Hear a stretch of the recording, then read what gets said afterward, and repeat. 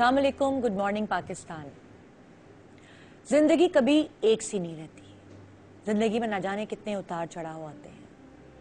कभी आप अपने आप को बहुत डाउन फील करते हैं और कभी आप हवाओं से बातें करने लगते हैं। आपकी जिंदगी आपके अपनों के गिर्द घूम रही होती है।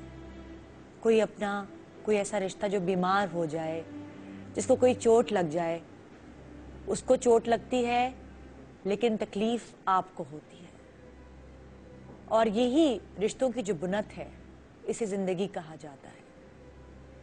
आप अपनी जिंदगी में आगे चल रहे होते हैं, मगर साथ साथ उन सारे रिश्तों को एक साथ लेकर चल रहे होते हैं। और जब उन सब रिश्तों में से कोई एक अपना आपका हाथ छोड़कर कहीं आपसे दूर चला जाता है, तो आपको ऐसा लगता है जैसे आपके पैरों तले से जमीन निकल गई, आसमान आपके सर पे रहा ही ना हो और आपकी जिंदगी में जैसे ब्रेक सा लग जाता है।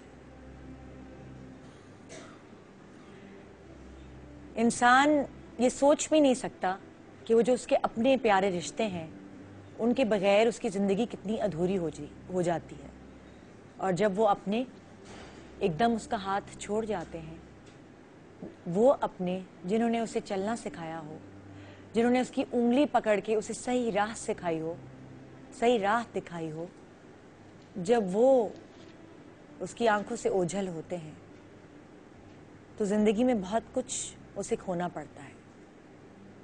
आज का शो एक खास शो है, और वो इसलिए कि जुम्मे की दोपहर जब ARY में काम करने वाले उस हर फर्द को इस खबर से आगाह किया गया कि हाजी अब्दुल रज़ाक याकूब गांधी साहब का इंतकाल हो गया है, जो कि इस चैनल के बानी, जो कि इस चैनल के फाउंडर थे, जिन्होंने इस चैनल की बुनियाद रखी, अपनी फैमिली को इकट्ठा करके हमें भी अपनी फैमिली में शामिल होने का एक मौका दिया।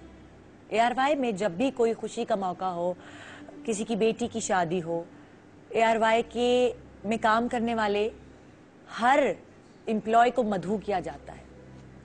एनिवर्सरी हो, कोई भी खुशी हो, हमेशा मैंने जब से मैं ARY आई हूँ, मैंने ये नोट किया है कि ARY के हर एक एम्प्लॉय को बिल्कुल घर के फर्द की तरह समझा जाता है और उसी तरह उनको उनकी मेहमान नवाजी की जाती है जिस तरह कि कोई अपने बराबर के लोगों की करता है। घर आए मेहमान की हमेशा इज्जत की जाती है। और शायद यही वजह है कि जब ARY फैमिली पे कोई तकलीफ, कोई दुख, कोई गम आता है, तो हम सब एम्प्लॉयज़ ऐसा फील करते हैं कि जैसे हमारी अपनी फैमिली का कोई तकलीफ है, कोई गम है। और आज जाहिर है फ्राइडे को जब हमने शो कर लिया तब हमने ये खबर सुनी, तो आज वो पहला दिन है जब मैं यहाँ सामने बैठ के लाइव शो कर रही हूँ। और बड़ा मुश्किल होता है शो करना जब आपके सारे जो हेड्स हैं वो सब बहुत उदास हों, वो सब बहुत टूट से गए हों, क्योंकि हाजी अब्दुल रज़ाक साहब सबसे बड़े भाई हैं इस फैमिली के। और उन्होंने हाथ पकड़ के सबको चलना सिखाया है, फैमिली बिजनेस को स्टैब्लिश किया है।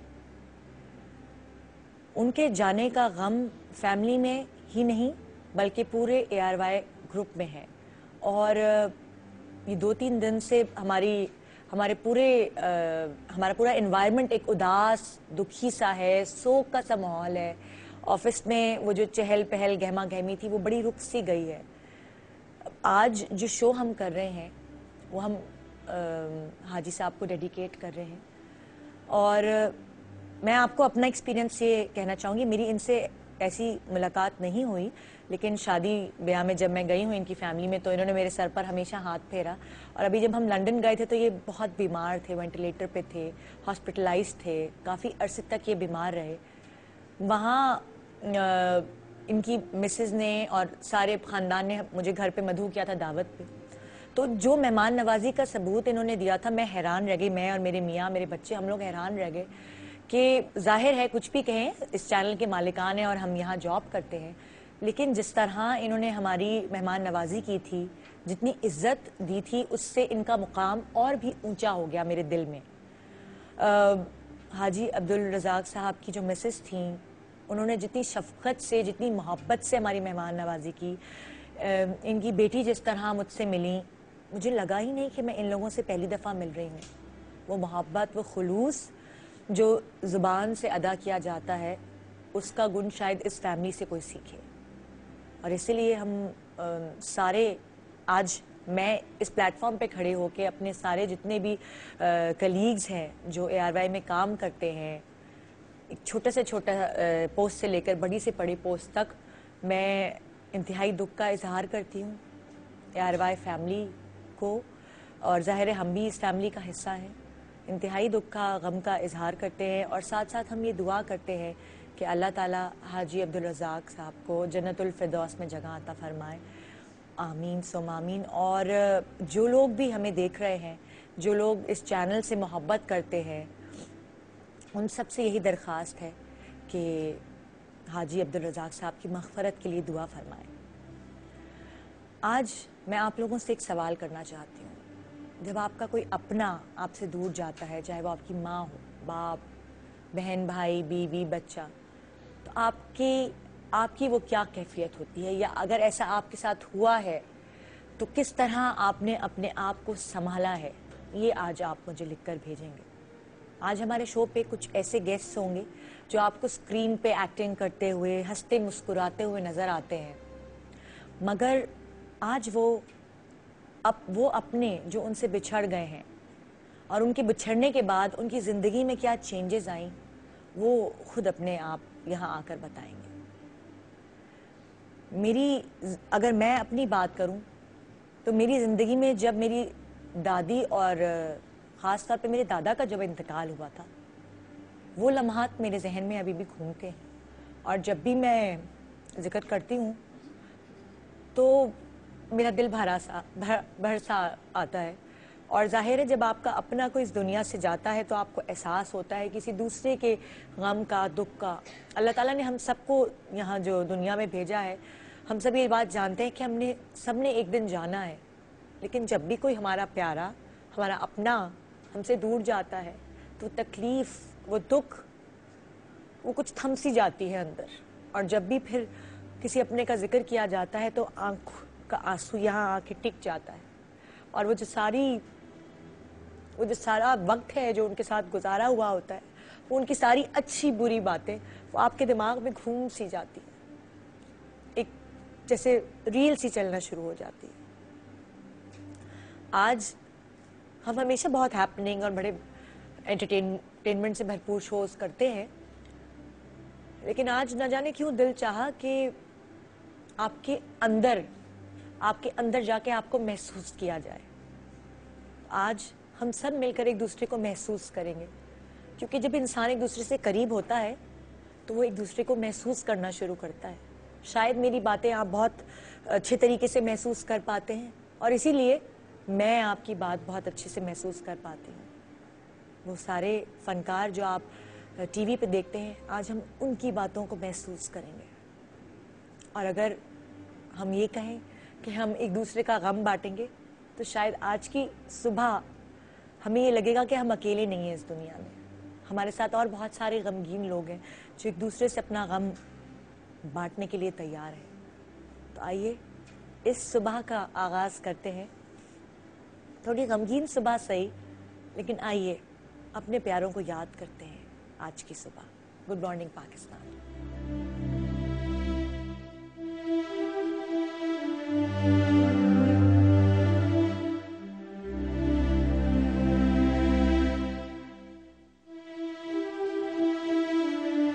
अब्दुल रज़ाक याकूब ARY ग्रुप के बानी, एक कामयाब बिजनेसमैन और समाजी शख्सियत। 7 मई 1944 को हिंदुस्तान के शहर सूरत में पैदा हुए। वालिदैन के साथ हिजरत करके कराची आए और यहीं सकूनत अख्तियार की। 1969 में कारोबार की गरज से दुबई का रुख किया और कारोबार का आगाज महज एक कुर्सी और मेज से किया। अपनी जहानत और खून पसीने बहाकर कामयाब मंजिल की राह हमवार की। 1972 में ARY ग्रुप कायम किया और खानदानी कारोबार को परवान चढ़ाने के लिए भरपूर जिद्दोजहद की। हाजी याकूब एक सादा और खुदा तरस इंसान थे। इंसानियत की खिदमत से उन्हें प्यार था।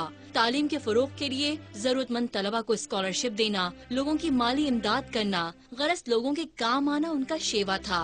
हाजी अब्दुल रज़ाक समाजी तंजीम वर्ल्ड मेमन ऑर्गेनाइजेशन के चेयरमैन भी रहे। जुम्मा 21 फरवरी को हाजी अब्दुल रज़ाक इस जहान फानी से कूच कर गए।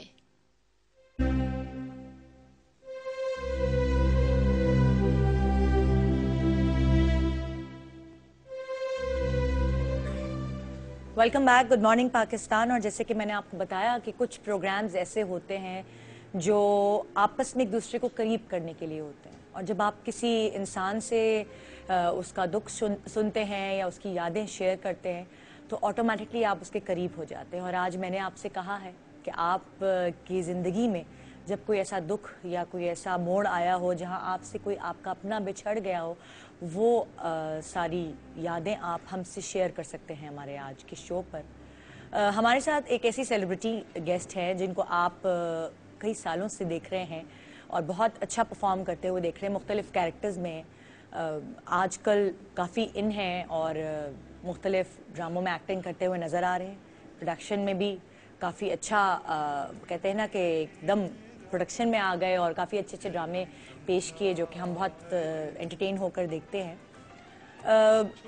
एक कहते हैं कामयाब आदमी के पीछे बहुत सारी चीज़ों का हाथ होता है, उसकी माँ का, उसके घर में जितनी भी ख़वातीन होती हैं उनका हाथ होता है, लेकिन बहुत सारे ऐसे दुखों का भी हाथ होता है। जब वो यंग एज में कोई दुख इंसान को एक झटका लगता है ज़िंदगी में तो वो उसको खड़ा कर देता है। वो बहुत सारे पैम्पर्ड लोग, बहुत सारे ऐसे लोग जिनको बड़ा प्यार करके, लाड प्यार करके बड़ा किया होता है, वो अपने पैरों पे तभी खड़े होते हैं जब इनको ज़िंदगी में एक झटका लगता है।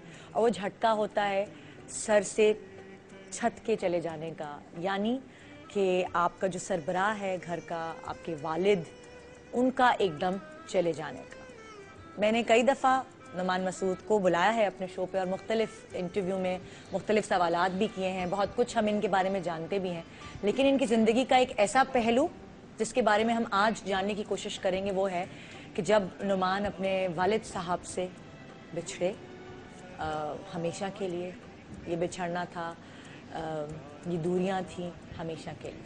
अस्सलाम वालेकुम नुमान। वालेकुम निदा। कैसे हैं आप? ठीक ठाक? बिल्कुल ठीक ठाक।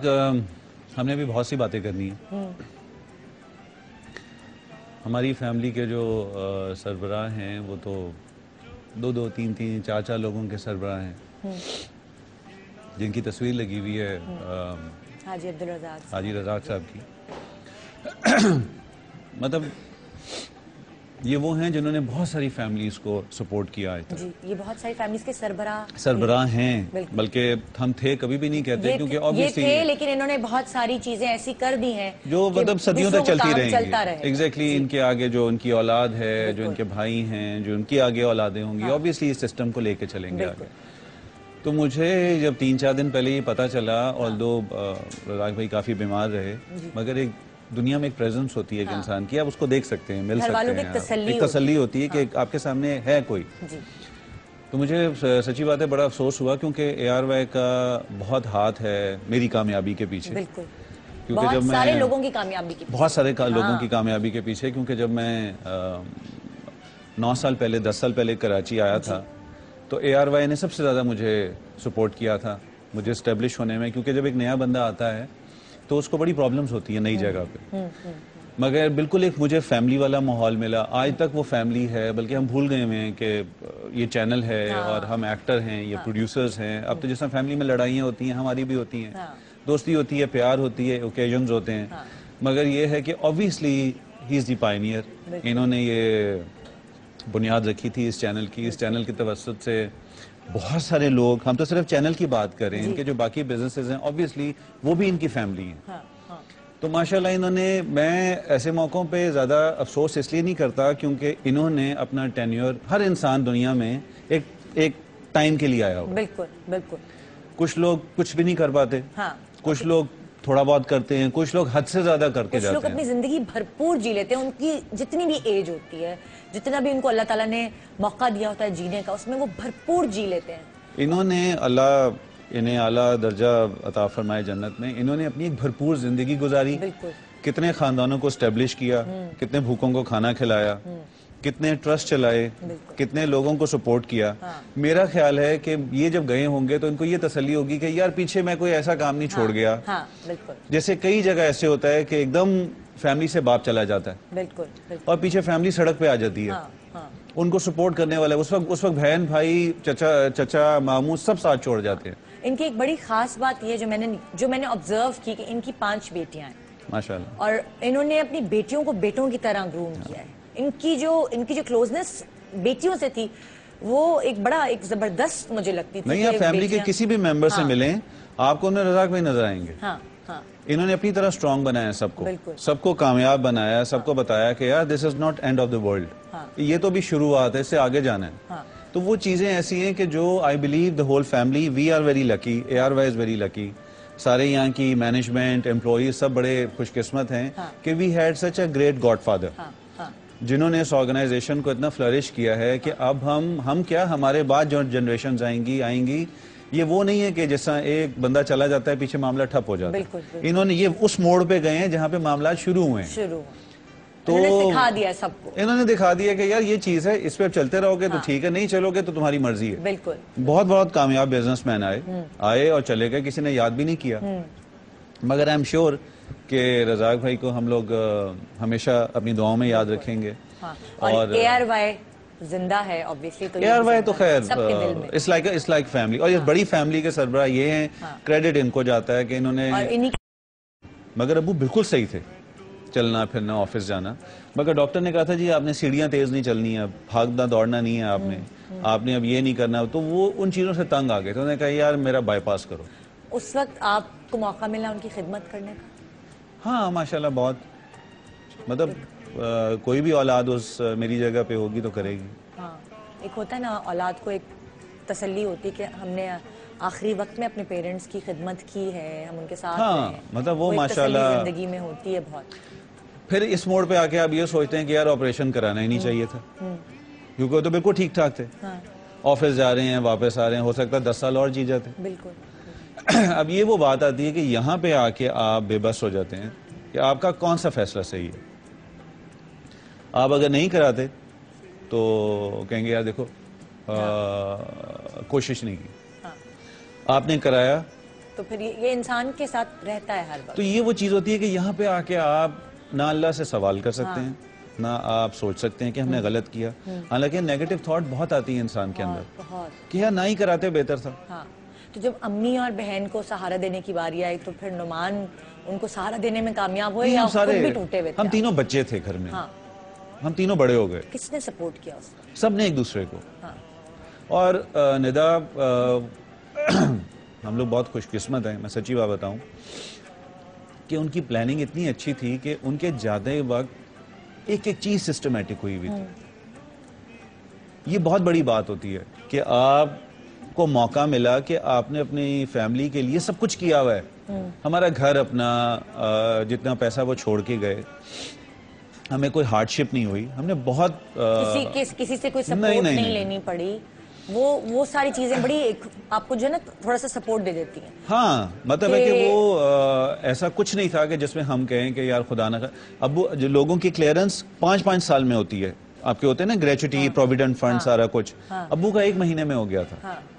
वो माशाल्लाह वो इतनी जल्दी हुआ, और वो क्रेडिट जाता है उस्मान अंकल को जो अब्बू के बचपन के दोस्त थे। बिल्कुल बिल्कुल। नुमान, होता ये है कि जिंदगी में आपको माँ बाप की इतनी सपोर्ट होती है, गायबाना सपोर्ट होती है कि कभी आप किसी मुश्किल में भी फंसते हैं ना तो आपको ये होता है कि अम्मा अब्बा पीछे हैं, वो तो है, वो निकल जाएगी। जिंदगी में आगे अब्बू के इंतकाल के बाद कभी जिंदगी में आप टूटे हो, जब आपको अब्बू की कमी इतनी शदीद महसूस हुई हो कि शायद आज वो जिंदगी में होते तो मेरे साथ ये ना होता, या यार मैं बड़ा बदमाश होता था। मतलब मैं बड़ा टार्जन टाइप होता था। मैं बड़े फड्डे किया करता था इस्लामाबाद में। जब अब्बू की डेथ हुई ना तो मैंने वो सारे काम छोड़ दिए, क्योंकि उस वक्त आपको ये एक ढारस होती है कि यार कुछ भी मसला होगा ना तो अब्बू हैं। छोड़ मैंने सारे फड्डे इसलिए दिए क्योंकि वो होता है कि यार अब बाप के जाने के बाद देखो खराब हो गया, और फिर you head of the family, आप कुछ भी करेंगे उसका इफेक्ट फैमिली पे आता है एकदम। जिम्मेदारी का एहसास खुद ब खुद पैदा हो जाता है। मैंने बताया ना कि हम लोग विद इन 6 months हम सारे बड़े हो गए। मैं, मरियम, अम्मी भी बच्ची थी। हाँ। अम्मी को भी एक चेक साइन करना नहीं आता था। हाँ। अब सारे 6 महीने के अंदर बड़े हो गए, अपनी अपनी जिम्मेदारियां उठा ली, अपना अपना काम, एक दूसरे को सपोर्ट करके खड़ा कर दिया। 2 साल तक बहुत कोशिश की गई कि जी मुझे पीआईए में आना चाहिए, क्योंकि अम्मी ने 18 साल पीआईए में काम किया। अच्छा। अब्बू ने 32 साल काम किया। अच्छा। तो अम्मी का ये था कि यार हमारा बेटा भी पीआईए में आएगा। हाँ। जिस फैमिली ने 50 साल दिए हों। हाँ। तो 2 साल तक भाग दौड़ करते रहे और पीआई की तरफ से कोई ओके नहीं आया। फिर मैंने एक जॉब शुरू की शुगल मेले में। हाँ। फ्रैंकली स्पीकिंग में बताऊं, मैंने हमेशा, अल्लाह ने मुझे हमेशा बहुत हंसता खेलता ही रखा है। हाँ। मेरी पहली सैलरी थी 4000 रुपीज। अच्छा। It was back in 94। हाँ। हाँ। उसके बाद मैंने होटल, एक 5 स्टार होटल ज्वाइन किया इस्लामाबाद में। हाँ। फिर मैं एक सेलुलर कंपनी में आ गया। हाँ। और साथ साथ एक्टिंग शुरू कर दी। वो भी अब्बू की जब डेथ हुई थी, अब्बू मुझे 6 महीने पहले पीटीवी लेके गए। अच्छा। और बल्कि नहीं, अब्दुल करीम बलोच साहब थे, अल्लाह उनको जन्नत नसीब करे, उनकी भी डेथ हो गई। जी। वो अब्बू के बहुत अच्छे दोस्त थे, तो वो जनरल मैनेजर पीआईए थे। तो वो हमारे घर खाने पे आए, तो उन्होंने कहा, उससे बड़ा मैं बॉडी बिल्डिंग वगैरह नया नया आया हुआ था, आई वाज 19। तो उन्होंने कहा कि तुम एक्टिंग क्यों नहीं करते? मैं कहा जी मुझे तो नहीं आती, मुझे तो मॉडलिंग आती है, एक्टिंग का तो मुझे पता नहीं। तो उन्होंने कहा नहीं तुम कल आना। तो ये अब्बू पता नहीं क्या सोच के वो कुछ बना के गए थे, जैसे कुछ कर गए थे कि जो मुझे आज तक समझ नहीं आई कि वो हुआ क्या था। और आप फिर उसी फील्ड में हैं। और पीआईए की जिस चीज की कोशिश की वो नहीं मिला। और पीआईए तो उनके लिए ऐसा था कि यार हमारे बेटे को तो मसला ही कोई नहीं होगा। हाँ। हाँ। जिस फैमिली ने 50 साल दिए हैं, हाँ। उनकी फैमिली की औलाद को तो बाहर से पढ़ के आया हुआ मैं, ये भी नहीं था कि कोई मैं बहुत ही मजबूर लागर था। बिल्कुल। तो मगर वो नहीं हुआ। 2 साल तक पूरी कोशिश की अम्मी ने कि किसी तरह, अब्बू के दोस्तों ने कोशिश की, नहीं हुआ। ये अल्लाह ने ही कुछ बनाई होती है राह कि किधर जाना वो सारा ट्रैक इधर का बना हुआ था। अच्छा, अगर मैं आपसे सवाल ये पूछूंगी और इसका आंसर आपसे ब्रेक के बाद पूछूंगी कि अगर आज अब्बू जिंदा होते हैं तो क्या होता जिंदगी में? ये कभी सोचा है आपने? और अगर सोचा है तो बयान कीजिएगा ब्रेक के बाद। गुड मॉर्निंग पाकिस्तान, एक छोटी सी ब्रेक के बाद मिलते हैं आपसे। कितने याद आओगे तुम रूठ के हमसे कहीं, जब चले जाओगे तुम।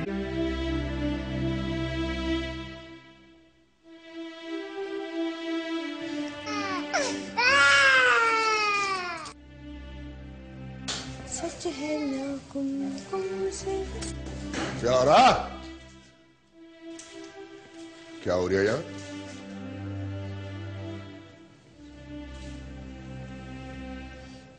कहाँ से आए? वो अब्बा, वो मेरी दोस्त है ना, मेरी सहेली फाखरा। कसम से अब्बा मैं सच कह रही हूँ, ये अल्लाह पाक की कसम उसी ने दिया है। वापस कर क्या हो जाए? उसे कहना ऐसी चीजें सही लोगों बांटने की नहीं होती। देख लेना अब्बा, छूटते ही सबसे पहले तो ये कहेंगे कि केबल की कमाई नाजायज है। असल में बात ये कि मेरे अब्बा जो है ना, वो मेरे फुफीजाद भाई सादुल्ला से मेरी शादी करना चाहते हैं। टंडू आदम में रहता है वो। अब भला देखो उस जगह का नाम ही कैसे है, टंडू आदम। खुद भी वो वैसा ही है, टंडू आदम। और अभी तो 2 महीने बाद ना मेरी नाक से बोलने वाली पुप्पो नाजिल होने वाली है। पता है वो इतना ज्यादा नाक से बोलती हैं। खैर नाक से तो मैं भी बोलती हूँ, पर वो तो इतना ज्यादा नाक से बोलती है कि खुद उनकी समझ में नहीं आता कि क्या कह रही है।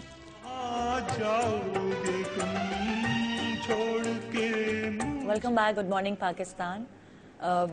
आज मेरे शो पे एक ऐसी गेस्ट आई हैं जो पहली दफ़ा इस शो पर आई हैं और उनके आते ही उनसे इतनी ज़्यादा पर्सनल बात मैं करने वाली हूँ।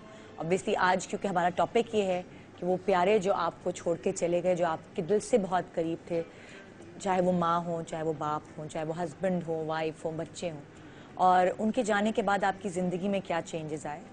फ़ायज़ा का जिसका पैकेज आपने देखा, बहुत टैलेंटेड एक्ट्रेस हैं और मुख्तलिफ कैरेक्टर्स को बहुत ही भरपूर तरीके से अदा करती हैं, चाहे वो कॉमेडी हो, चाहे वो सीरियस हो। कम काम करती हैं लेकिन क्वालिटी काम करती हैं।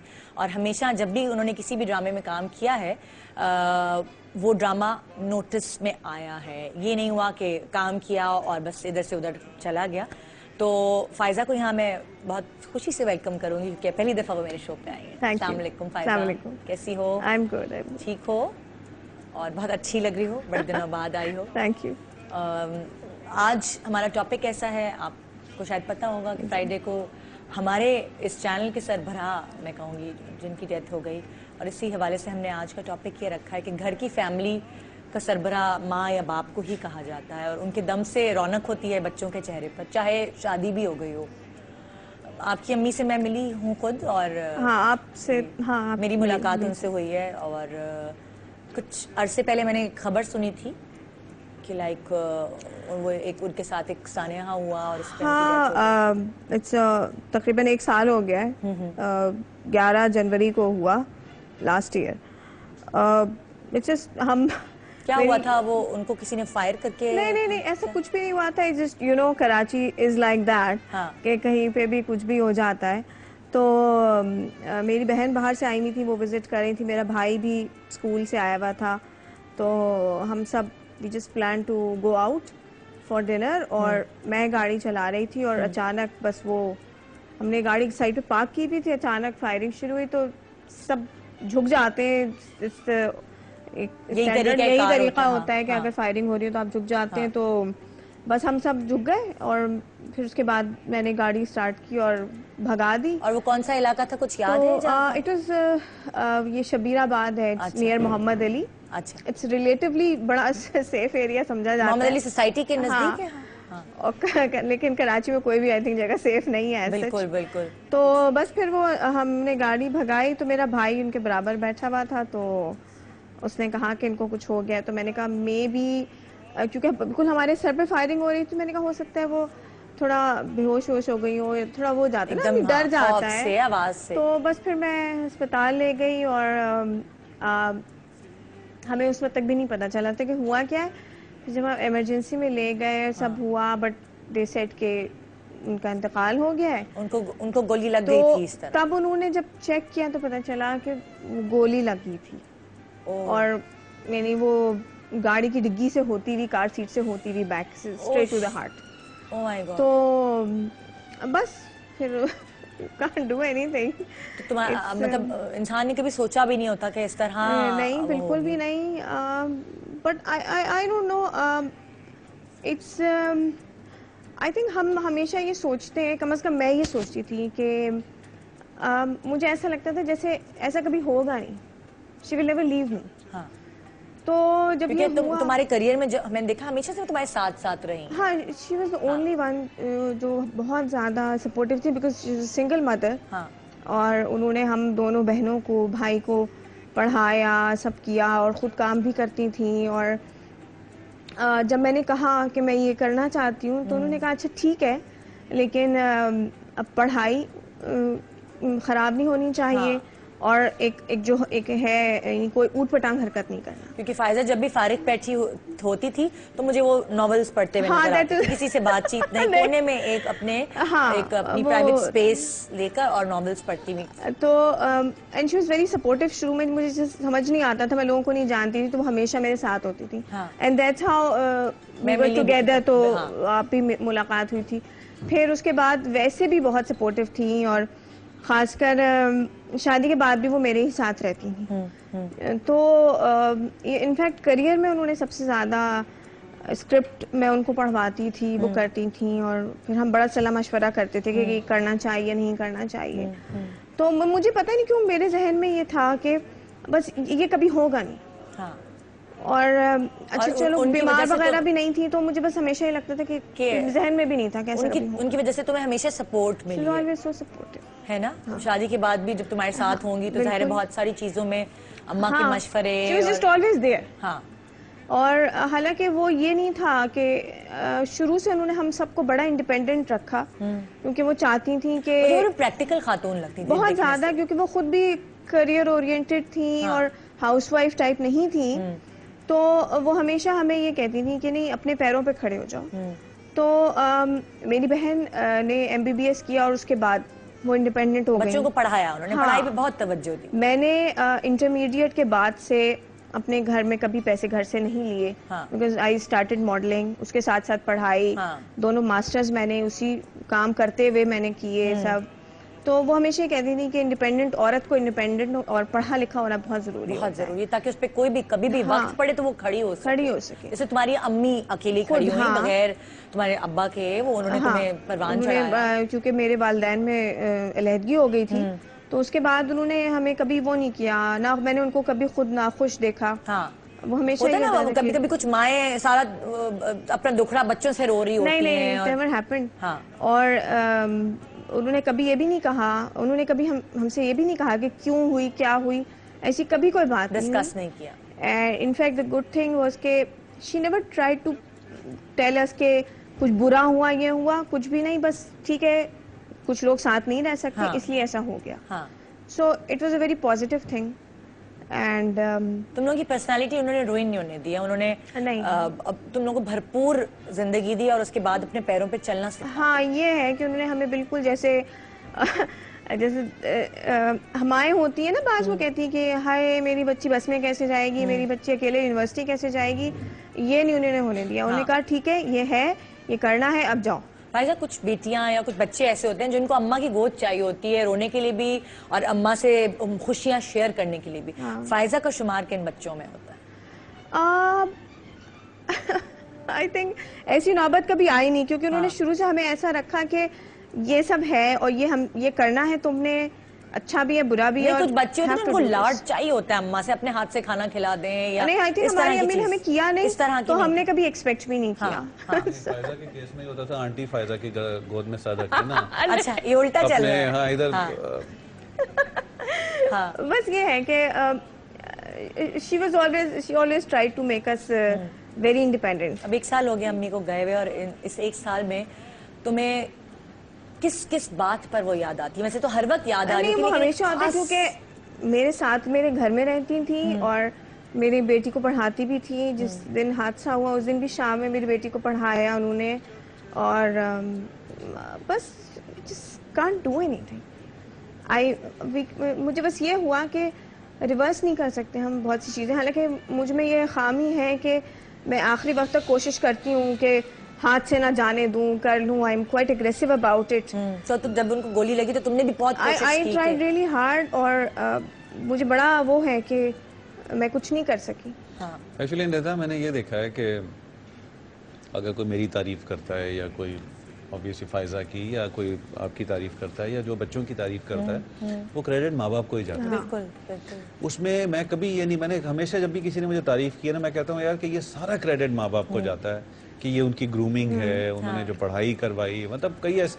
और मुझे अक्सर और ये तो कहते हैं बेटियां तो माँ का अक्स होती हैं। और नहीं तो मुझे उन माँ बाप से गिला भी होता है कि जिनके बच्चे सो कॉल्ड नहीं अच्छे होते या कुछ ऐसे काम करते हैं जो एक्सेप्टेबल नहीं होते, क्योंकि वो चेक एंड बैलेंस माँ बाप का काम था। हाँ, ये टोटली माँ बाप की। अब मैं खुद पेरेंट बन गई हूँ तो मुझे लगता है कि आपकी जिम्मेदारी। कई लोग होते हैं, मैंने कई लोगों को देखा है, उनके बच्चे कहीं जाते हैं तो बहुत उछल कूद करते हैं, वो कहते हैं बड़ा होगा ठीक हो जाएगा।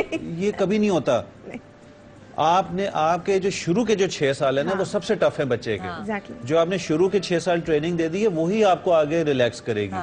मैंने कई जगह देखा है कि माँ बाप अपने घर में कुछ भी नहीं रखते, किसी के घर के बच्चे तोड़ फोड़, और वो बच्चों को लिफ्ट भी नहीं कराते कि बच्चे अपने लगे रहे, खेलते रहे फुटबॉल बेडरूम के अंदर, ड्राइंग रूम के अंदर।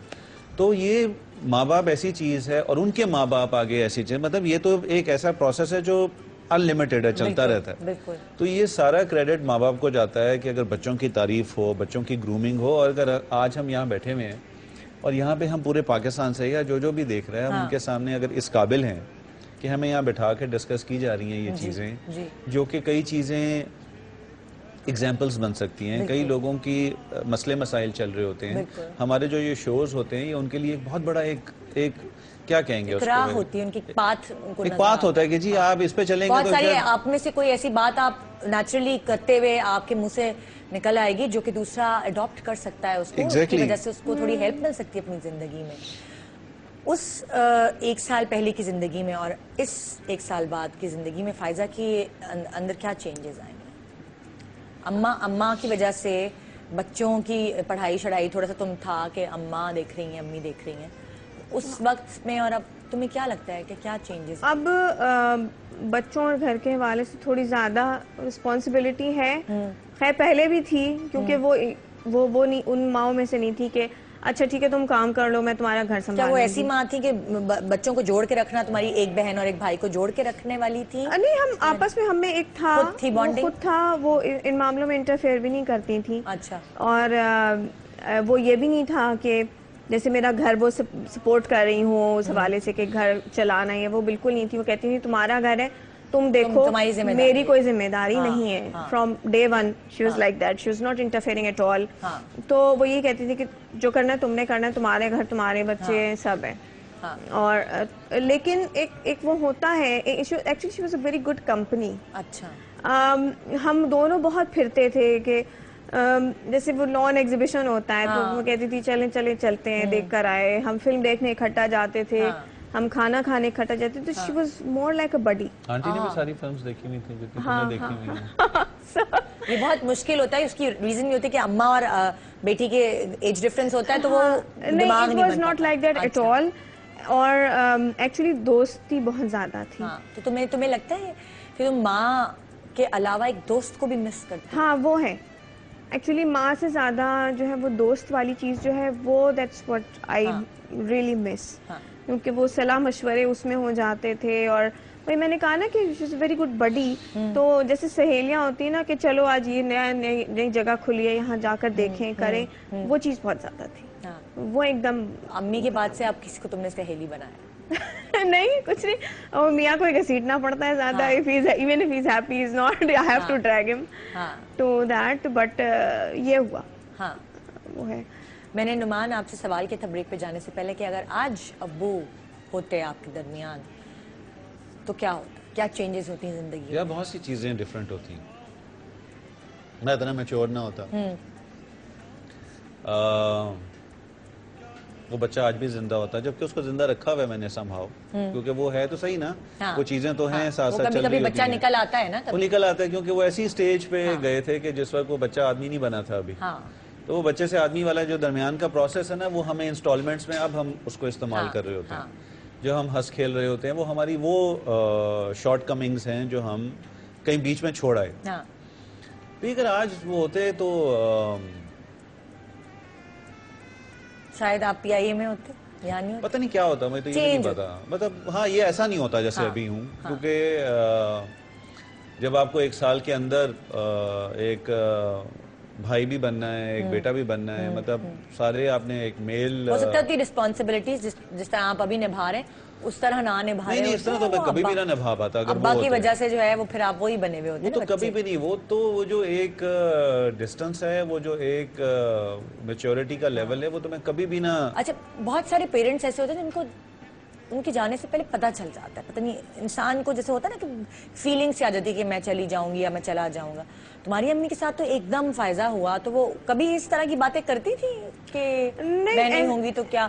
अम्माएं करती, मेरी अम्मा कहती है जब मैं नहीं होंगी पता चलेगा तुम लोगों को मेरी कदर होगी। इस तरह की अम्माएं कभी कभी करती। तो मेरी बीवी भी कहती है, तो मैं उससे कहता हूँ कि यार मतलब वो सारी ऐसा सिचुएशन आएगी तो पता चलेगा ना कि अगर तुम नहीं होगी तो। हाँ, बेगमात के लिए फीलिंग्स और होती है जुबान पर, ये तो है पेरेंट्स के लिए और नहीं। ऐसी तो उन्होंने कभी बात नहीं की थी। हमने बल्कि मुझे याद है हमने हज इकट्ठा किया था, तो वो बड़ा अच्छा एक्सपीरियंस रहा था। तो मुझे याद है वो बस ये कहती थी कि मैं चाहती हूँ कि मैं तुम लोगों पे जो है वो डिपेंड ना कर रही हूँ। मैं चाहती हूँ कि मैं चलते फिरते जाऊँ।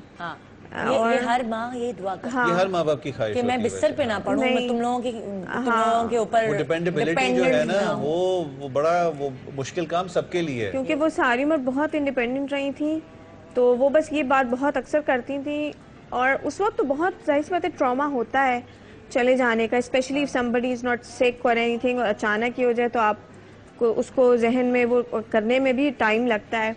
लेकिन जैसे जैसे वक्त गुजरता गया मुझे लगा कि आई थिंक जो हुआ वो सही हुआ, क्योंकि शायद वो इसी तरह जाना चाहती थी अचानक चलते फिरते और मरना तो सभी ने है। तो शुरू में मुझे बहुत होता था क्यों हुआ, ये है वो है, बट क्यों मैं उनको बचा नहीं सकी। काश मैं और जल्दी तेज गाड़ी चला। या मैं उस दिन नहीं जाती क्योंकि मेरी उस दिन शूटिंग होना थी, वो कैंसिल हो गई थी, तो इसलिए भी प्लान खराब थे या एकदम नहीं, वो अचानक हुआ। वो एक्चुअली पास किसी दुकान में कुछ चोरी डकैती हो रही थी, तो वो गार्ड ने फायरिंग की, उन चोरों ने गार्ड पे फायरिंग की और हम उसके दरमियान बीच में आ वो, गए थे। वो लिखी भी थी उनकी और इसी तरह लिखी हाँ भी थी, बस तो वो वही बात है। शुरू में बहुत गुस्सा आता था कि क्यों हुआ, मैंने क्यों गई, क्यों किया ये वो, लेकिन आहिस्ता आहिस्ता फिर मुझे वो हुआ कि नहीं, शायद वो चाहती थी कि इसी तरह हो, अचानक हो, पता भी ना चले और कुछ भी ना हो। और वाकई में हमारे यहाँ लोग इस बात को कहना पसंद नहीं करते वो, लेकिन सब चीज़ें बहुत स्मूथली हुई ऑनेस्टली, कि इवन मेरा भाई बराबर में बैठा था, उसे भी नहीं पता चला है कि क्या हुआ, जो कि बिल्कुल बराबर वाली सीट पे बैठा था, मैं तो ड्राइव कर रही थी, उसे भी नहीं पता चला। तुम्हारी अम्मी एन मौके पे ही हाँ, उसी वक्त मतलब उनकी हो चीख गया। आवाज नहीं कुछ नहीं ना, यानी बराबर बैठे आदमी तक को नहीं पता चला और सब खत्म हो गया और पता भी नहीं चला। हम उसको बहुत दुख भी लेते हैं, मगर मैं उसको इस तरह लेती हूँ कि दैट्स व्हाट शी वांटेड, क्योंकि मुझे याद है हज के दौरान ये बात निकली थी, शी सेड इट, और वही हुआ। और बड़े आराम से, बड़ी अच्छी जगह, हमने कोई ऐसी एफर्ट नहीं की, लेकिन कब्र बहुत आराम से, बड़ी अच्छी जगह मिल गई, बड़े आराम से तदफीन हो गई, सब बहुत अच्छा जो हमारे यहाँ का जो भी है वो हुआ। सो आई थिंक मैं सोचती हूँ सही हुआ जो। ये सारी चीजें फिर आपको थोड़ी सी ना एक तसल्ली दे देती हाँ, है ना, फिर हिम्मत बांधती हैं ये। मुझे याद है शुरू में मैं रोज तकरीबन या एक दिन छोड़ के कब्रिस्तान जाती थी, बस मैं जाना चाहती थी, मैं चली आती थी। और फिर कुछ दिन बाद मेरे मियाँ ने मुझे कहा कि नहीं ये कोई अच्छी बात नहीं है। मैंने कहा हाँ अच्छी बात तो नहीं है, हमारे यहाँ कहते हैं औरत को नहीं जाना चाहिए, वो है, पर वो मसला ये था कि मुझे लगता था कि how can I leave her over there, like मेरे साथ रहती थी तो मैं कैसे छोड़ दूँ। लेकिन फिर जब हमारे मियाँ ने हमें कहा कि नहीं ऐसा है और यू हैव टू, ज़बरदस्ती नहीं कि उन्हें समझाया, एंड आई रियलाइज कि नहीं अब सही है, अब मुझे छोड़ देना। हमारे ख्वाब में आती है कभी? बस जब हुआ था इंतकाल उसके एक दिन बाद हुआ ये, फिर नहीं हुआ। और ख्वाब में आई she was quite happy, she was smiling and happy, and then I discuss it with few people and said कि नहीं इट्स अ गुड साइन, क्योंकि मैं ज़्यादा इन चीज़ों में थी नहीं बिल्कुल भी, तो it was just very new to me कि क्या होता है क्या नहीं होता। मैं एक्चुअली लोगों से ताज़ियत भी नहीं कर पाती थी, ना मैं जाती थी, क्योंकि मुझे समझ नहीं आता था कि आप कहें क्या किसी को, जब आप जानते ही नहीं है तो आप ये कैसे कह सकते कि जी बहुत दुख हुआ। हाँ। तो बट ये सब चीज़ें बिल्कुल नई थी, लेकिन जब हुआ तो आई रियलाइज कि ओके ये ऐसे ही है, जिंदगी ऐसी है, यू कांट डू एनीथिंग। और जब आपका कोई अपना करीबी आपका जाएगा तो ऐसे ही होता है हमेशा। बस ये है कि मैं I think this is the first time I'm discussing it, वरना I don't even like to discuss it. I know, लेकिन कभी-कभी इंसान कुछ चीजें डिस्कस करते हैं तो पता नहीं उसके अंदर से कोई एक चीज गुबार निकलता है, कोई गिराहें खुलती हैं। It's just I think इस चीज को इतना ज्यादा वो नहीं लेना चाहिए। मैंने ले लिया था, लेकिन फिर मुझे लगा कि नहीं ये है, सबने ही मानना है, फैक्ट है। हाँ, लेकिन ये सबको पता है कि ये फैक्ट है फायजा, लेकिन जब जिसका अपना प्यारा जाता है तो उसके इमोशंस कंट्रोल में नहीं, फिर वो आपको पता नहीं होता कि आपने क्या करना है। नहीं बिल्कुल, लेकिन आई थिंक कोशिश करनी चाहिए कि जल्द से जल्द आप उस पर काबू पा लें। हाँ। मैंने कई लोगों को देखा है कि वो कई साल इस चीज से निकल नहीं पाते। बिल्कुल। मैंने मेरे ख्याल में खासी डेलिबरेटली कोशिश की, क्योंकि थोड़ा डिप्रेशन भी होने लगा था बीच में। मैं सोचती थी कि आई शुड कंसल्ट साइकाइट्रिस्ट, और ये वो मैं एक सीरियल कर रही थी उस दौरान ये हुआ, तो वापस काम पे जाने में भी मसला था, वो नहीं कर पा रही थी, लेकिन मैंने काफ़ी कोशिश की और आई थिंक आदमी करे तो हो ही जाता है। एक्चुअली मसला ये है ना कि हर इंसान से और जिंदगियां मुंसलिक होती हैं।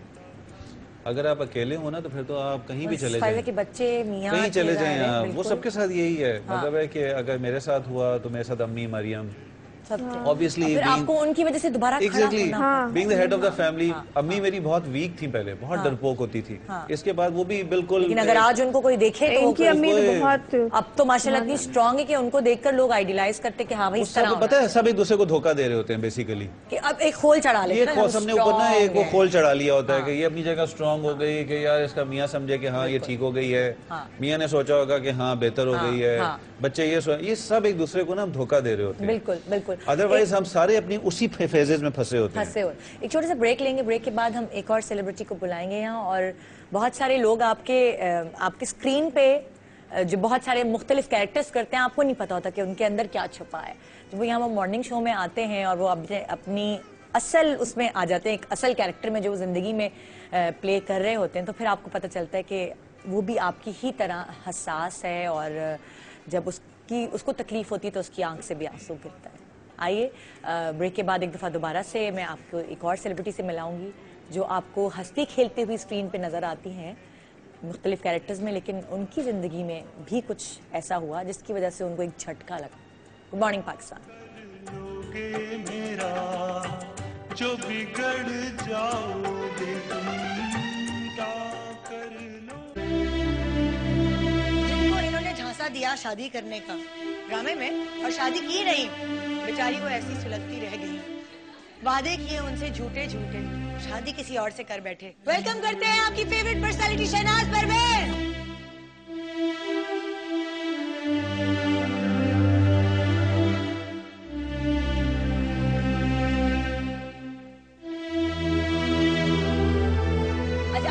कैसे लगते हैं?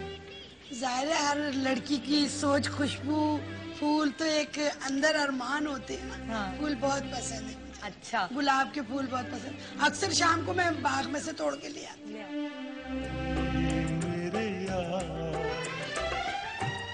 Welcome back, good morning Pakistan. और ये हंसता मुस्कुराता चेहरा जो हमेशा हंसता रहे, अल्लाह करे हमेशा खुश। जब से मैंने इनको देखा है हंसती हंसाती नजर आती हैं, मस्ती में नज़र आती हैं, लेकिन इनके साथ भी ज़िंदगी में ऐसा हुआ है कि हंसती मुस्कुराती शहनाज परवेज़ भी एक दफ़ा टूटी हैं, और इंतहाई मोहब्बत करने वाली, सबसे अपने मियाँ से इंतहा से ज़्यादा मोहब्बत इनकी मैंने देखी, क्योंकि बचपन से मैं इनको जानती हूँ, मेरी अम्मा से बड़ी अच्छी दोस्ती रही है, तो हमेशा मैंने इनको अपने हस्बैंड के लिए बड़ा केयरिंग पाया है और बड़ा उनका जिक्र हमेशा मोहब्बत से करती आई हैं।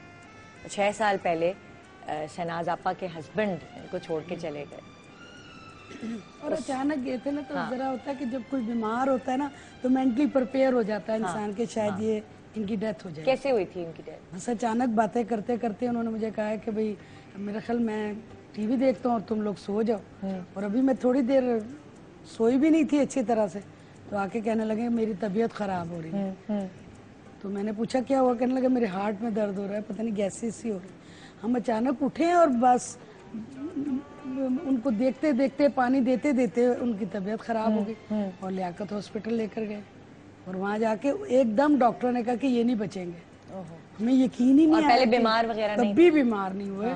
कभी सिगरेट नहीं पीते थे, कोई ऐसी मुरगन ग़िज़ाएं तो दिखाए ना जरा सबको, मैं सबने देखा भी होगा, स्क्रीन पे भी आए हैं ना। हाँ, है ना, एक्टिंग नहीं एक्टिंग नहीं की, लेकिन आपके साथ एयरवाई में भी उन्होंने जॉब की है। वैसे तो पाकिस्तान टेलीविजन में चीफ डिजाइनर थे, फिर उन्होंने एयरवाई में भी काफी सारे सेट लगाए। शादी कैसे हुई थी इनसे? मैं पाकिस्तान टेलीविजन रावलपिंडी में बच्चों के प्रोग्राम में गई थी, और शहजाद खलील साहब ने मेरी शादी करवाई। अच्छा, तो वहाँ ये सेट डिजाइनिंग में होते थे, डिजाइनिंग में और वो आप ऐसी हंसती मुस्कुराती थी हमेशा से? बस इतनी बात करनी नहीं आती थी, कैमरा देख के तो मैं बेहोश हो जाती तो थी। आपकी कौन सी बात उनको पसंद आ गई इतनी जो आपको शादी के लिए प्रपोज कर? मुझे लग रहा है कि शायद मेरी मासूमियत उनको उस वक्त अच्छी लगी हो। अंदर का तो किसी को पता नहीं था, मगर उम्र छोटी थी उस वक्त। तो उस वक्त इतनी ज्यादा बात करनी भी नहीं आती थी। तो ये लोग ज़ाहिर टीवी के लोग थे। आप अंदर से नहीं, बाहर से भी बहुत मासूम हैं। थैंक यू वेरी मच, बहुत शुक्रिया। We all love you। Thank you मेरी जान। सबकी मोहब्बत समेटती हैं। तो आपने उनमें क्या अच्छी बात देखी जो आपने कहा कि हाँ मैं शादी कर लेती हूँ उनसे? आदत के बहुत अच्छे। आदत के बहुत अच्छे थे। आपका ख्याल रखते थे? बहुत केयरिंग थे, बहुत अच्छे थे। उन्होंने किसी की परवाह नहीं की और मुझे बहुत अच्छा रखा। किसी चीज की कमी नहीं दी मुझे। और उनके दोस्त भी उनको बहुत प्यार करते हैं। आज भी वो देखेंगे तो उनको रोना आएगा, क्योंकि उनकी अपनी आदत बहुत अच्छी थी। हर एक से प्यार करना, हर एक का ख्याल रखना, बच्चियों का ख्याल रखना। किसी की शादी है तो कहने लगा भाई पूरी चीजें निकाल के दे दें इसको। इतना प्यार करना बहुत कम है ना आजकल। वो खुलूस जो उनके उनमें था वो आजकल में। आपका रिलेशनशिप कैसा था? दोस्ती वाला देखो था? दोस्ती भी थी। देखो मियाँ बीवी में लड़ाइयाँ भी होती हैं, गुस्से भी आते हैं, उसके बगैर तो मजा नहीं आता। मगर मैं कहती 6 साल हो गए उनकी डेथ को, मुझे लगता है कि अभी भी यही है। मैं तो अभी भी उनके कब्रिस्तान के पास मेरी एक दोस्त रहती है, तो मुझे कहती तुम आई क्यों नहीं? मैं कहा तुम्हारे हस्बैंड भी हैं और मेरे हस्बैंड भी हैं, मगर मैं बर्दाश्त नहीं कर सकती कि मैं यहाँ से गुजरूं और मैं अमजद को ना मिलूं। ये होता है अटैचमेंट की बात है ना। मगर मुझे नहीं भूले वो। आपको लगता है कि आपके साथ ही, बिल्कुल हाँ, मेरे वाह। साथ हैं। मैं कहती हूँ अल्लाह ऐसी मोहब्बत बहुत कम मैंने देखी है दुनिया में, मगर होते हैं लोग जो सदियों नहीं भूलते।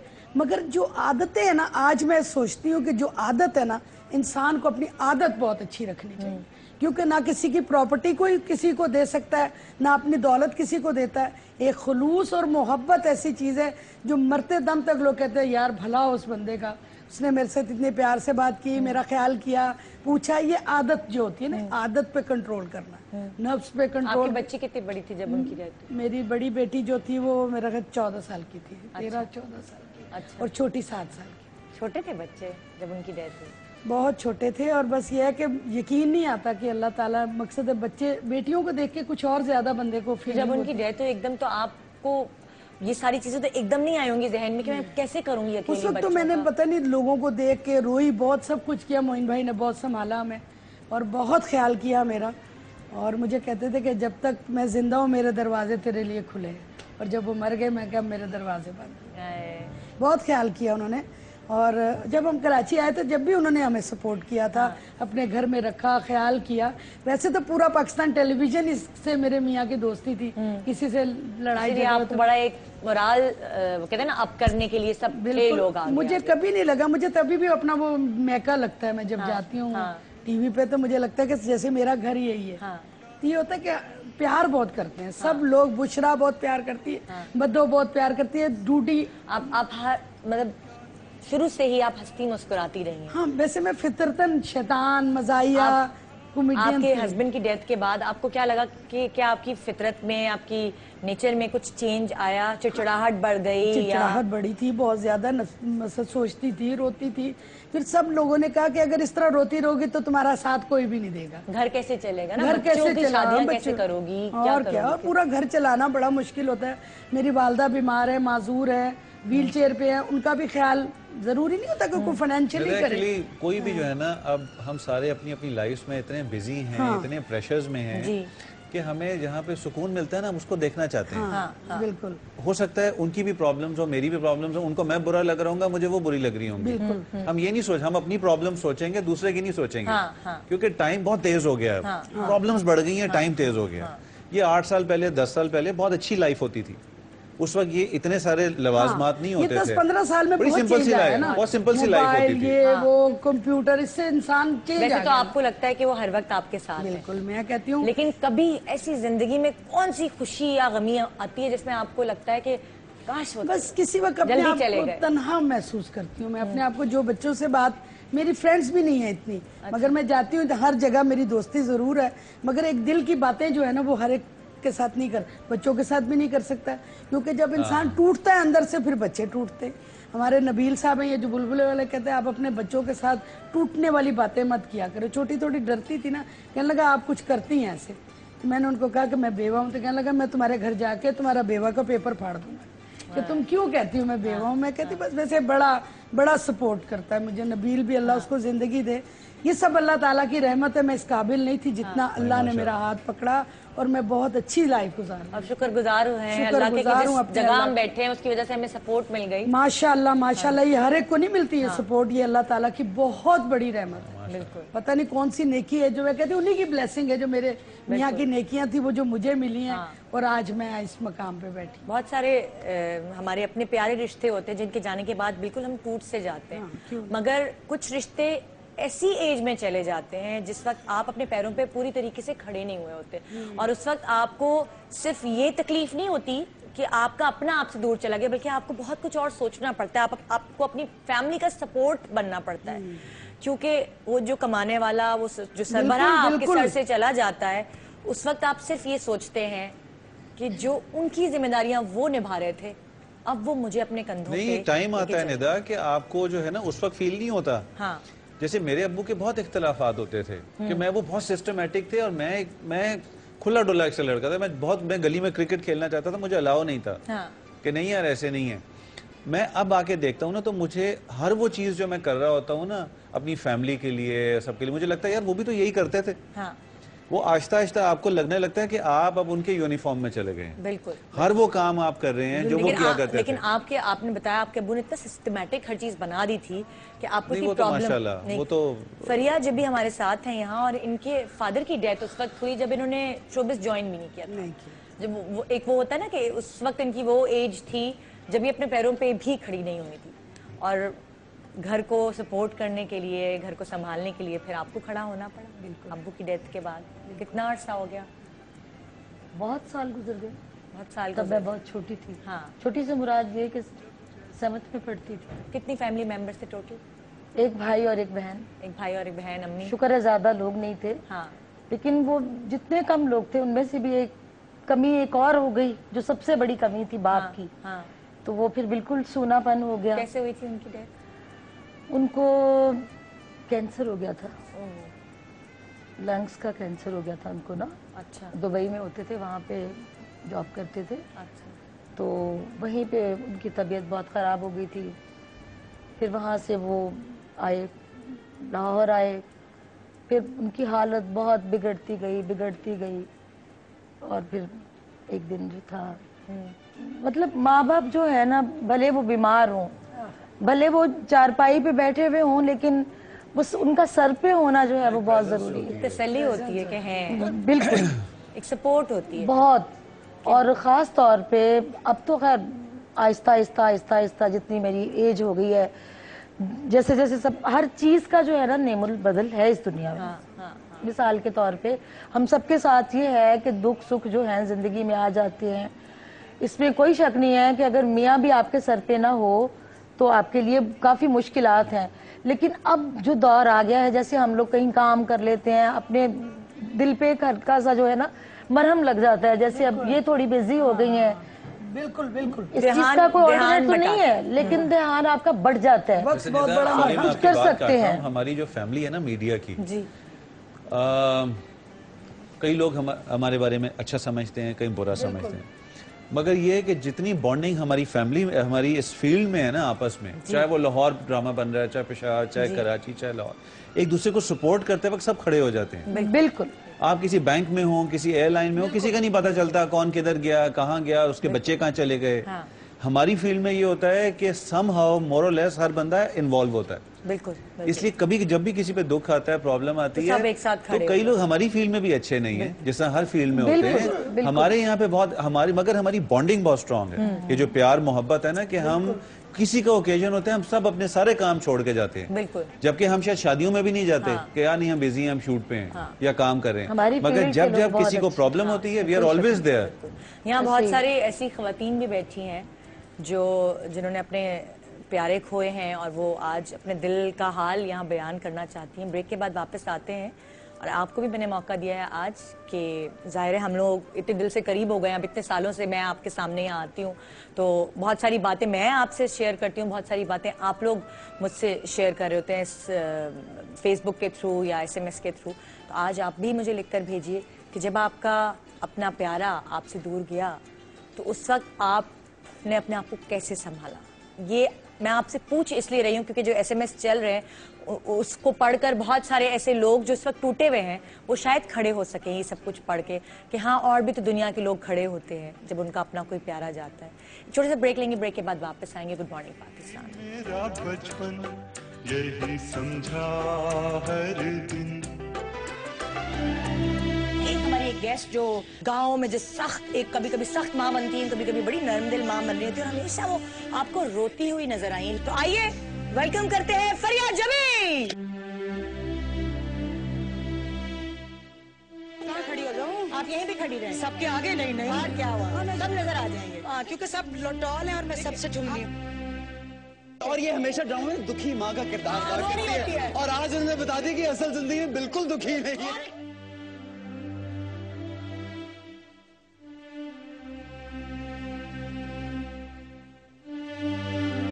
हमसे कहीं जब चले जाओगे तुम।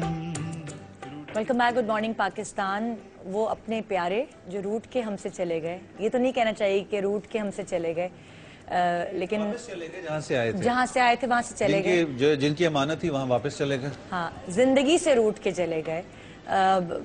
हमारी बस यही दुआ होती है हमेशा कि हमारे माँ बाप जो भी हमें छोड़ के गए हैं वो दिल में कोई बात ना लेकर गए। अक्सर होता है ना कि आप अपने अम्मा अब्बा से बहस भी कर रहे होते हैं, कभी लड़ाई भी करने लगते हैं, लेकिन माँ बाप बहुत अच्छे होते हैं, वो माफ कर देते हैं। लेकिन औलाद के दिल में एक हसरत रह जाती है कि बाद में ज्यादा उनको इस बात की समझ आती है, जब माँ बाप नहीं रहते ना, कुछ बच्चों को बाद में उनकी समझ आती है ज्यादा। उनमें से एक मैं हूँ। पहले मुझे इतना नहीं पता था कि मतलब इज्जत तो जाहिर है हर कोई करता है अपने वालिदैन की, लेकिन जितनी देर अब्बा थे तब तो जैसे लाड प्यार, क्योंकि बेटियों का बाप से ज्यादा होता है। बिल्कुल। तो मेरे अब्बा से मेरा बहुत ज्यादा था, भाई से अम्मी का था। तो जब उनकी डेथ हुई तो फिर मुझे समझ आई कि ओफो क्या चीज चली गई, क्या चीज चली गई। और अभी भी मुझे लगता है कभी नींद से इंसान उठता है ना, अब बुढ़े होने वाले हैं, कितना अरसा हो गया इस बात को, अभी भी नमान खुदा की कसम कई बार ऐसे लगता है जब सो के उठती हूँ लगता है मेरे अबू शायद आ जाएंगे। सही कह, आते ही नहीं वो कभी भी नहीं आते। अब तो मेरी अम्मी कहती कि हमें जाना है बेटा उनकी तरफ, उन्होंने कभी नहीं आना। अगर आपके जीते जी आपके साथ कोई बुरा सलूक हो गया हो ना, मिसाल के तौर पे, मतलब जैसे औरत की अलैदगी हो जाती है किसी निगाह से, जैसे कि मेरी हो गई थी, सारी जिंदगी की ये हकीकतें हैं, तो उन बच्चों को तो सब्र आ जाता है बाप से दूर रहने का या कुछ भी, उनको फिर वो आदत हो जाती है।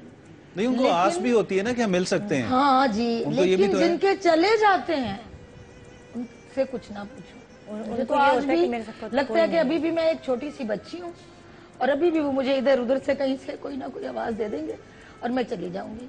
इस दुनिया में आपको बहन भाई हामिद की सूरत में दुख सबसे बड़ा, शौहर का भी बहुत आपको दुख होता है कि आपकी पूरी जिंदगी जिसको हम समझते हैं कि खराब हो गई है, लेकिन इधर उधर से वही जो बातें हम लोग कर रहे हैं कि सहारा मिल जाता है, हमारी फील्ड बहुत अच्छी है, काम कर लिया, सब्र आ गया, ये हो गया वो हो गया, लेकिन उस चीज का सब्र आपको कभी नहीं आ सकता, माँ बाप का कभी भी नहीं हो सकता। अब सारी जिंदगी अपनी माँ को, माएँ बेचारी तो बूढ़ी होती हैं, उनको फिर आप वो उनके अंदर से भी वो चीज नहीं जाती। कोई खुशी होगी तब वो आपको याद आएंगे, कोई दुख होगा तब खुशी होती है तब ज्यादा याद आते हैं और इंसान रो पड़ता है। खुशी के मौके पे इतना याद आते हैं जो अपने आप के करीब होते हैं, इतना याद आते हैं। और निदा दुखों में भी ना कभी कोई बात हो जाएगी। अभी शहनाज कह रही थी कि अब हर बात तो हर किसी के साथ इंसान नहीं शेयर कर ले सकता ना, कोई बात कह दे। जवानी में तो और ज्यादा होता था कि भाई हाय फला ने ये बात कह दी, आज मेरे अब्बू होते ना, एक छोटा सा बेबी बन जाना, अगर आज मेरे अब्बू होते ना तो वो इनको जरूर बता। अब्बू ने क्या, हालांकि वो कोई पहलवान तो नहीं होते ना, पहले दौर में कोई पिस्टलें तो नहीं लगाई भी होती नहीं, बड़ा हौसला होता है एक बड़ा, लेकिन वो जो लाड था ना, मेरे तो इतने लाड, फिर शादी हुई, फिर दुख, मेरे से ना कुछ पूछो उनके बारे में। मैं तो बड़ी जज्बाती, यहाँ पे भी अपने पेरेंट्स के लिए हर कोई जज्बाती होता है, जितना भी कोई आपको सोफिस्टिकेटेड नजर आएगा, जो होता है ना अपनी चीजें बयान नहीं कर पाएगा, लेकिन आई डोंट नो, अभी नुमान इतने बॉडी बिल्डर टाइप नजर आते हैं और होता है ना कि हर चीज पे हंस रहे होते हैं वो, लेकिन ऑब्वियसली अपने पेरेंट्स के लिए, अपने बाप के लिए, छोटा सा बच्चा ही हमारे हाथों का बच्चा नुमान, जब से देख रही हूँ।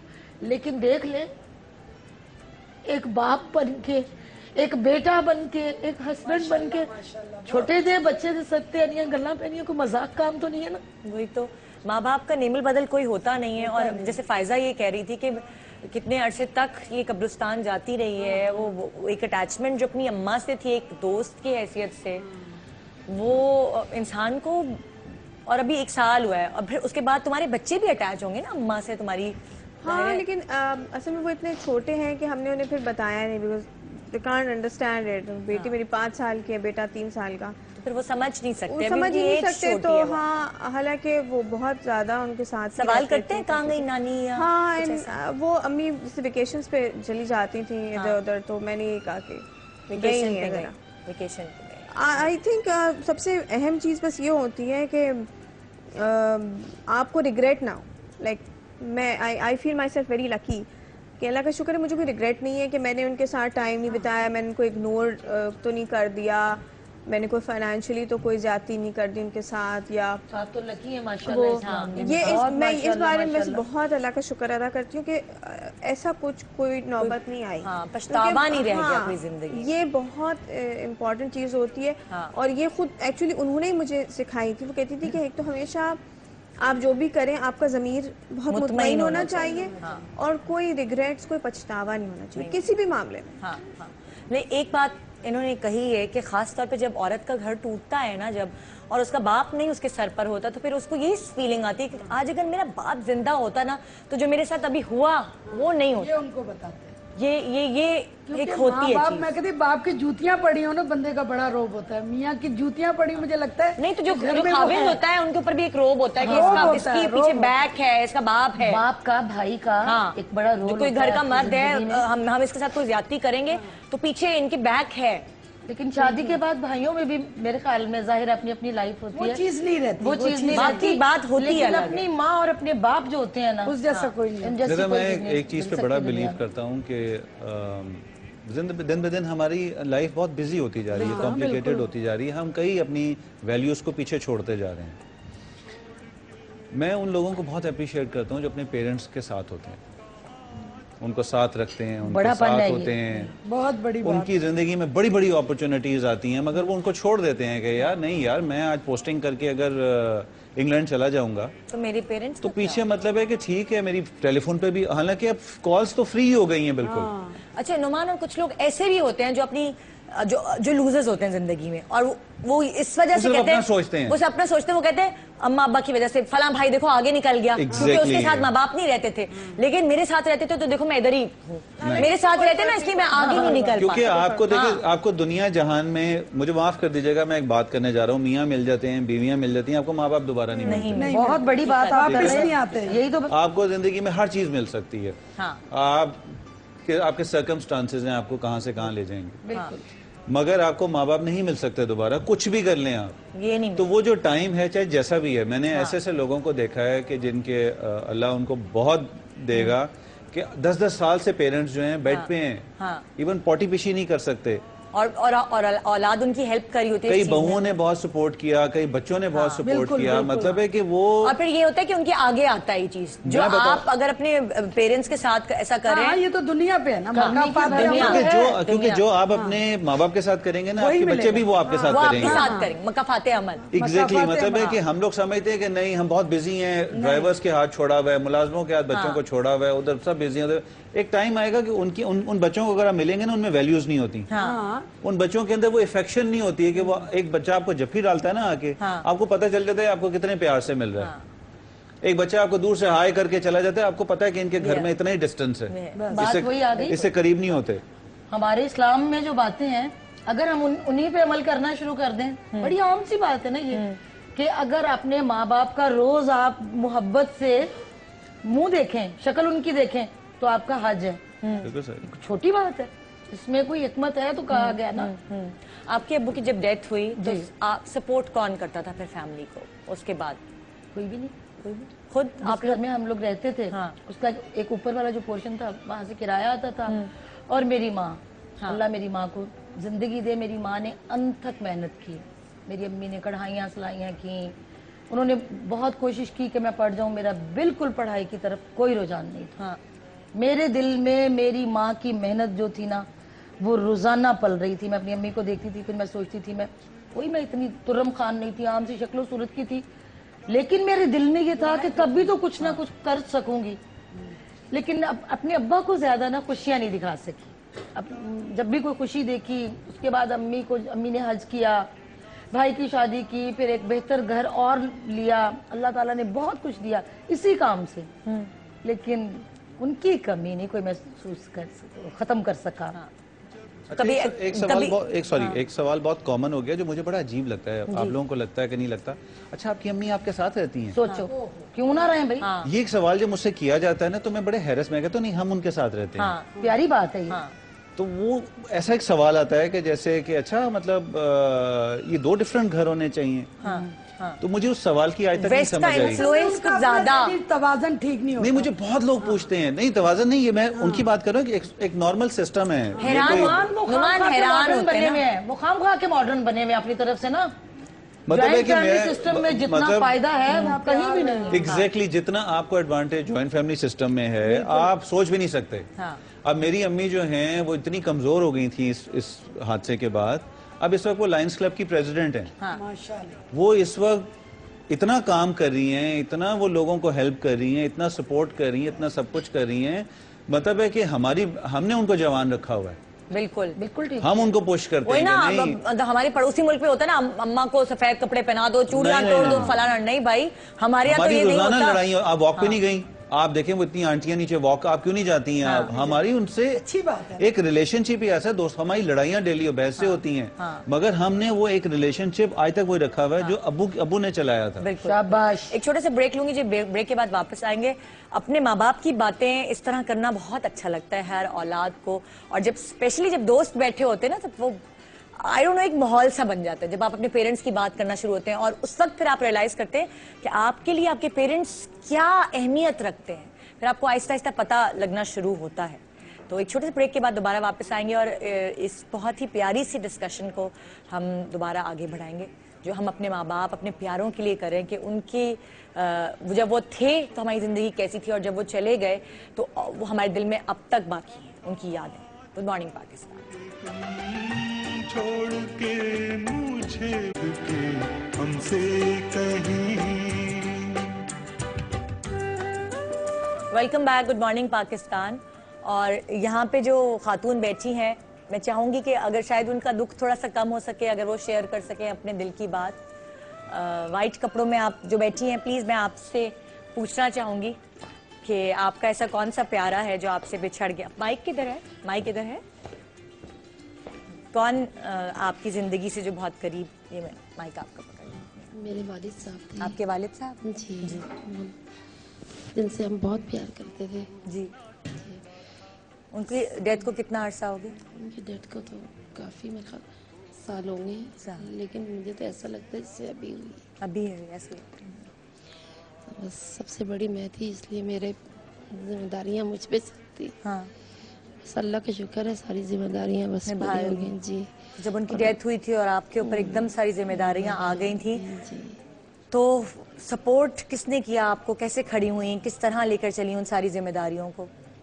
बस कर लिया, जॉब करती थी बस, और भाई भी करते थे, छोटे भाई छोटे थे लेकिन करते थे।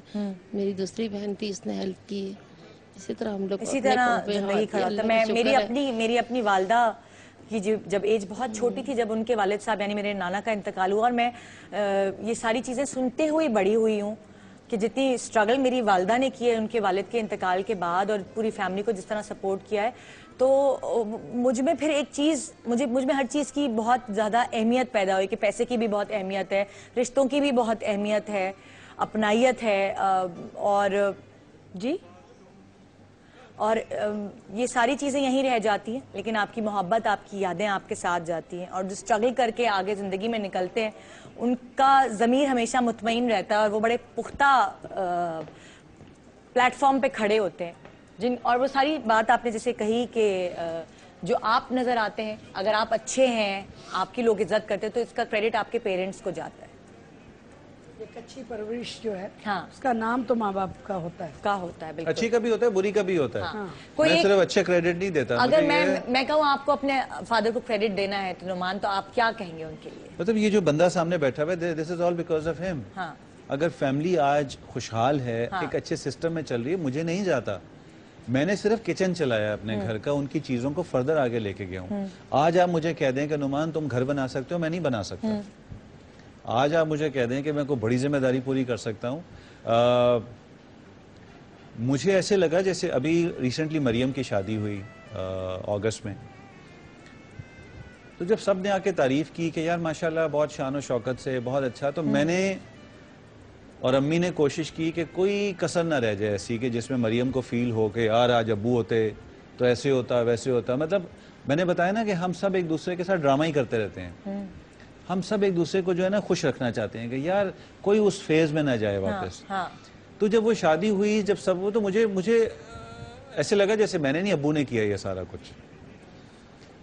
तो वो चीजें हैं, वो आपके साथ चलती रहेंगी जिंदगी में हमेशा। ये तो बहुत अच्छा मैसेज दे रहे हो आप लोगों को अपनी इस बात की वजह से। मैं बताऊं, मुझे क्योंकि हर कोई इस तरह नहीं करता नौमान। मुझे एक चीज इतनी लोगों को इस बात को समझना चाहिए। सॉरी, मैं माफी चाहती हूँ कि कितना होनहार ये बच्चा है ना, जो ये कह रहा है कि मैंने जो ये किया ताकि बहन के दिल में ये बात ना आ जाए कि आज अब्बा नहीं है। हाँ। और वो मुझे बार बार कहती थी, यंगस्टर्स हैं उनको इस बात से, अच्छी बातों से नसीहत लेनी चाहिए। कुछ लोग ऐसे हैं जिनको मैं जानती हूँ, वो बिल्कुल अपने माँ बाप की इज्जत ही नहीं करते। सही कह रही हैं। फायजा, कोई एक बात जो तुम अपनी अम्मी के लिए कहना चाहो, कोई क्रेडिट उनको देना चाहो? नहीं, वही जो नुमान ने कहा बात बिल्कुल सही है कि अगर यहाँ बैठे हुए हैं, आपने बुलाया है, अगर 10 लोग आपको जानते हैं किसी भी वजह से कि मैं अदाकारी करती हूँ या मैंने तालीम हासिल की है वो की, आई थिंक मेरे मामले में तो सारा ही क्रेडिट जो है वो मेरी वालदा को जाता है, क्योंकि मेरे वालिदैन में तलाक हो गई थी, अलहदगी हो गई थी। तो मुझे तो जो कुछ भी किया, जिस तरह मैं इस वक्त आपके पास बैठी हुई हूँ या मुझे लोग जानते हैं, उसका तो पूरा, अच्छा या बुरा जैसी भी मैं हूँ, उसका 100% क्रेडिट वालदा को ही जाता है, क्योंकि मुझे तो उन्होंने ही सब किया और मेरी बहन को भी उन्होंने पढ़ाया, हमें पढ़ाया, खुद मुख्तार किया, और सारा जोर उनका मुझे अभी तक मैं सोचती हूँ इसी बात पे होता था कि खुद मुख्तार हो जाओ। और बात सही भी है, क्योंकि अगर हम उन पे ही डिपेंडेंट रहते तो अब खुदा न खास्ता अब जैसे वो नहीं रही तो हम बिल्कुल ही होते हो क्या करें क्या करें, सिमटे हुए ना होते, तो समेट के तुम लोगों को चली गई। हाँ, उन्होंने हमें बहुत खुद मुख्तार बनाने की बहुत कोशिश की और आई थिंक किसी हद तक कामयाब भी रही। खासकर वालदा को जो है वो माँ को यही करना चाहिए बेटी के साथ, क्योंकि ये आप एक तरह से मुझे लगता है दुश्मनी कर रहे होते हैं अगर आप अपने बच्चों को अपने ऊपर डिपेंडेंट करके रखें कि नहीं मैं इसके लाड उठाऊंगी, लड़का या लड़की नहीं। आपको चाहिए कि आप बच्चे को जल्द से जल्द खुद मुख्तार बनाएं अच्छे तरीके से। हाँ। जिस तरह जानवर अपने बच्चों को एक हद के बाद उड़ा देते हैं, छोड़ देते हैं कि अब जाओ खुद शिकार करो, खुद परवाज करो, आई थिंक हमें भी यही करना चाहिए। खासकर हमारे माशरे में इस चीज की बहुत जरूरत है, क्योंकि हम आखिरी वक्त तक ये चाहते हैं कि हमारा बच्चा हमारे काबू में रहे। बिल्कुल, वो चीज नहीं करनी चाहिए, वो आपका कोई वो बात सही है कि गलत चीजों में ना पड़े, लेकिन आप उसे इंडिपेंडेंट करें आहिस्ता आहिस्ता, कि वो निकले, दुनिया को फेस करे। ये ना हो कि वो पलट के बार बार आपको ही देख रहा हूँ। बिल्कुल, ये नहीं होना चाहिए। ना आप एकदम छोड़ सकते हैं अगले को, ना एकदम आप कंट्रोल कर सकते हैं, आप उसको आहिस्ता आहिस्ता सिस्टमेटिकली, ताकि वो एक अच्छा सिटीजन बन के निकले। आज का एक्चुअली जो शो आपने देखा वो हमने डेडिकेट किया था उन लोगों के नाम जो हमारे प्यारे हमें छोड़ के चले गए, और हाजी अब्दुल रज़ाक याकूब गांधी साहब जिनका इंतकाल फ्राइडे को हुआ और 69 उनकी एज थी। इस एज में वो अपनी फैमिली को, ARY को, सबको छोड़ के चले गए। जो ARY की पूरी फैमिली है उन सबको मेरी तरफ से, मेरे पूरे चैनल की तरफ से, मेरे पूरे एम्प्लॉयज़ जो यहाँ पे काम करते हैं उन सब की तरफ से बहुत अफसोस का इजहार करते हैं हम लोग। और साथ साथ दुआ मैं आपसे अपील करूँगी कि आप सब लोग जो हमें देखते हैं, हमें सराहते हैं, इस चैनल से मोहब्बत करते हैं, QTV को बहुत शौक़ से देखा जाता है दुनिया भर में, जो भी देखने वाले हैं वो इनकी मग़फ़रत के लिए दुआ करें। और यहाँ हमने मुफ्ती साहब को भी बुलाया है, मुफ्ती इस्माइल नूरानी साहब को, जो दुआ करेंगे हाजी अब्दुल रज़ाक याकूब साहब की मग़फ़रत के लिए। अस्सलाम वालेकुम जी, बहुत सलाम जी,